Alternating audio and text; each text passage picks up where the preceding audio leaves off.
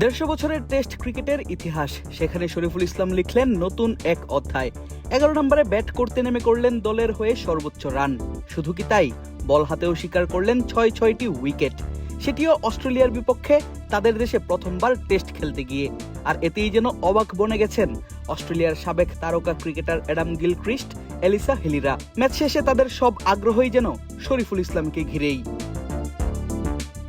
মাত্র 64 রানে all out হয়ে যাওয়া বাংলাদেশ ম্যাচ থেকে ছিটকে গিয়েছিল দিনের শুরু থেকেই।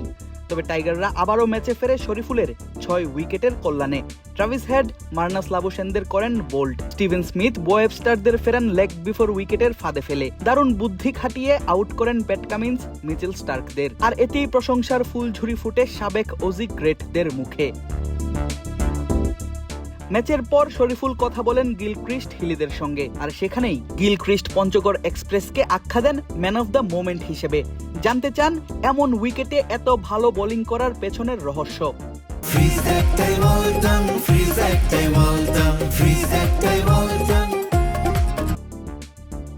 প্রথমত ধন্যবাদ। আলহামদুলিল্লাহ, আজ আমি আমার প্রথম টেস্ট ফাইফার পেলাম। আমি অনুশীলনে যা করেছি ম্যাচেও ঠিক সেটাই করার চেষ্টা করেছি, ব্যাস এতটুকুই। আমার মনে হয় এই উইকেটে এখনো 30 ওভার পর্যন্ত বল সুইং বা মুভ করছে, যা আমাদের ফাস্ট বোলারদের জন্য বেশ সহায়ক। প্যাট কামিন্সকে আজ রানের খাতায় খুলতে দেননি শরীফুল ইসলাম। তার ফেস করা দ্বিতীয় বলেই দারুণ এক বাউন্সারে পরাস্ত করেন অজি অধিনায়ককে। কিছু বুঝে ওঠার আগেই কিপার লিটন দাসের হাতে ক্যাচ দিয়ে তিনি ফেরেন সাজঘরে। কি ছিল এমন বল করার পেছনের কারণ, সেটাই তাকে জিজ্ঞাসা করেন এলিসা হিলি। উত্তরে হাসতে হাসতে শরীফুল জানান তিনি নিয়েছেন নিজের ব্যাটিংয়ের সময়কার প্রতিশোধটাই। প্যাট কামিন্সকে বাউন্সারে পরাস্ত করার মুহূর্তটা দারুণ লেগেছে, কারণ ও আগে আমার কাঁধ লক্ষ্য করে বাউন্সার মেরেছিল যখন আমি ব্যাট করছিলাম।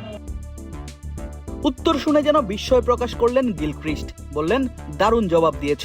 তবে দিন শেষে বাংলাদেশ থেকে 101 রানে এগিয়ে আছে অজিরা, হাতে আছে আরো 2 উইকেটও। তাই অজি সাবেক এই উইকেট কিপারের জিজ্ঞাসা শরীফুলের কাছে, বাংলাদেশ কি ফিরতে পারবে দ্বিতীয় ইনিংসে? উত্তরে শরীফুল শোনালেন ভরসার কথা, কামব্যাকের গল্প। হ্যাঁ, এখনো ম্যাচে টিকে আছি। প্রথম ইনিংসটা আমাদের জন্য খারাপ ছিল, ইনশাল্লাহ দ্বিতীয় ইনিংসে আমরা ঘুরে দাঁড়াবো, দেখা যাক কি হয়। শেষ হয়েছে অস্ট্রেলিয়ার বিপক্ষে বাংলাদেশের 2 ম্যাচ টেস্ট সিরিজের প্রথম দিনের খেলা।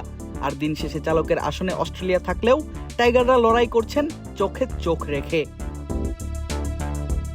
আদিব আশরাফ, ক্রিক ফ্রেন্জি।